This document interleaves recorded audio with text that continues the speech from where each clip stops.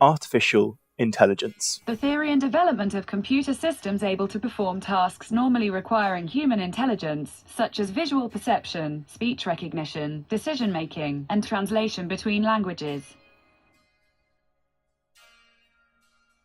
That was Google's Assistant, and some people may call it an AI.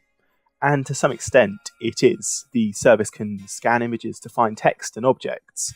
It can recognize what you say, make simple algorithmic decisions to decide what the most relevant output is for you based on the input, and can translate between more than 100 languages. It can't, however, show true human-like intelligence.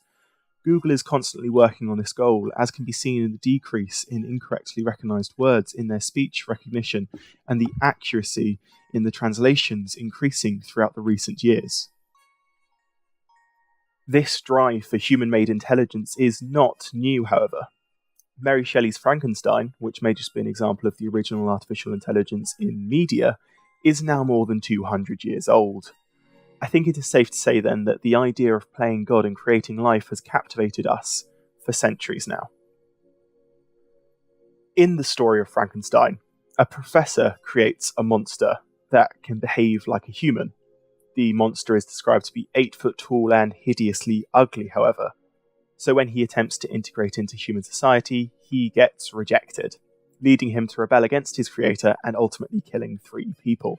More recently, however, we have been infatuated by realistic robots running rampant in amusement parks, and the supposed best sci-fi and fantasy film of all time was about a spaceship controlled by a killer computer. So is seeking the goal of an artificial human being, considering the media presents them as the downfall of man, admirable or stupid?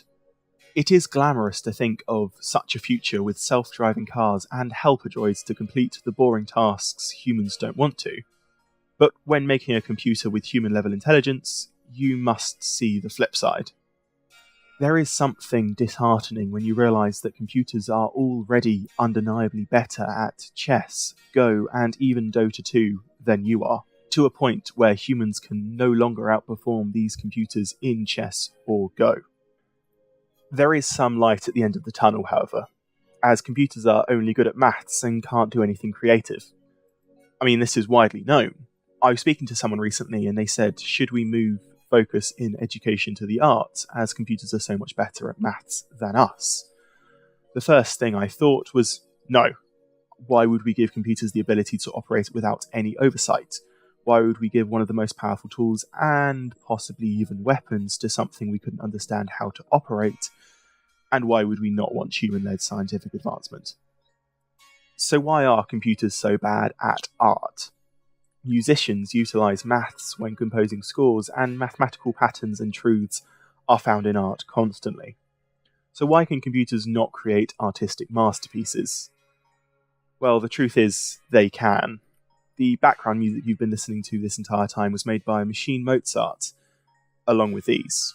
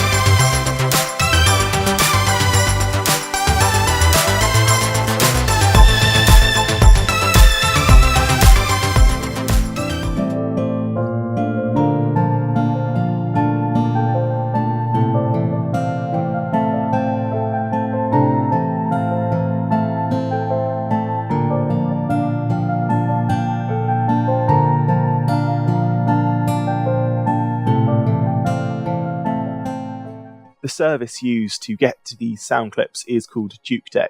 JukeDeck uses an AI to make sound like sound. Okay, so that might be confusing. It is easy for a computer to randomly play a note, or even a sound clip. You could even add the flavour of making each note fall within a certain range of the previous, but to make a piece of music that flows and sounds good is difficult. Yet that's still the easy part. Creating a score is rather simple now, but when turning it into actual sound that flows and reverbs and acts naturally, as if a human or orchestra played it, is rather difficult. This is what the Duke Deck AI is doing that makes it special. The AI is writing scores that are influenced by pieces written by humans and using the knowledge of what successful music looks or sounds like to learn how to compose a tune that follows the recipes for success, but then uses artificial intelligence to make the audio sound organic. Instead of playing a pre-recorded note, Duke Deck's AI creates the waveform for the audio. This idea of making sound natural through waveforms stretches beyond music.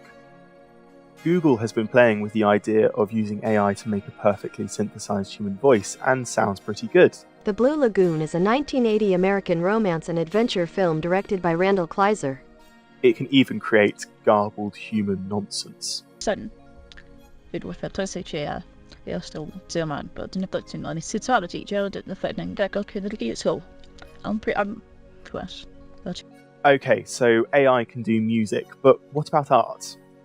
Artificial intelligence, pardon the pun, has this down too. While Google Deep Dream is offering artwork akin to a Salvador Dali painting, the truly amazing spectacle is the photorealistic changes software such as FaceApp can make to a face. FaceApp made waves with how it can add smiles to people's faces, make people look both older and younger, as well as its ability to show you what you look like as the member of the opposite sex. However, this only worked on single images. You couldn't edit an entire video to make someone look different, to make someone different. This is where deepfake AIs come in. Almost a year on, and deepfakes are taking what FaceApp did and turned it up to 11. A computer will take videos of someone to get hundreds, if not thousands, of images of that person's face to learn what they look like. After the software has learnt the face, it can be composited on top of someone else's face, or even back on the original with the facial expressions changed. Which is where the trouble hits. It's all well and good that we can put Nicolas Cage's face in even more movies, but what about using this technology for malicious intent? One of the first widely used applications for this on the internet was to put celebrities' faces on the bodies of adult film stars. This has since been banned by many websites, but it breaches on people's rights. But what if it was used for a political figure?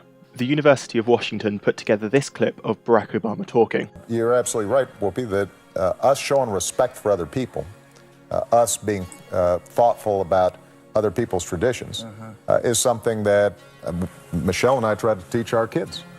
You talked about what we talk about over the dinner table. A lot of what we talk about over the dinner table is, we live in a diverse world. Now, the audio used was taken from this interview here. You're absolutely right, Whoopi, that us showing respect for other people, us being thoughtful about other people's traditions, is something that Michelle and I try to teach our kids. You talked about what we talk about over the dinner table. A lot of what we talk about over the dinner table is, we live in a diverse world. So nothing to worry about, right? The target, or someone that sounds extremely similar to the target, would have had to say what you want them to say for it to be believable, but not necessarily. There's a service called Lyrebird, which uses the same technology behind Duke Deck and Google's WaveNet AI, but can be used on anyone's voice. This service isn't 100% there yet.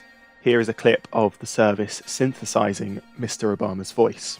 Healthcare has always been about something bigger than politics. It's about the character of our country. But even though it's not there yet, neither was the ability to produce these deepfake videos with such a fidelity a year ago. It has been speculated that AI will surpass us within the next 10 to even 30 years, but I think that we can create something that will affect every one of us sooner. I think that in the future it may be possible that we make a Frankenstein, but one that is identical to us. I think that if AI is allowed to exponentially grow and have more control over itself and be able to make decisions, that could be the end of us. More sooner, however, I think that this technology can be used to topple governments and be more powerful than any nuke or any bullet ever could be. But that still doesn't answer my question. Do I think artificial intelligence is human idiocy? No, I think that in the right hands and with the right supervision, AI is a very useful tool, but at the end of the day, we can never let it have more control over itself than we have over it.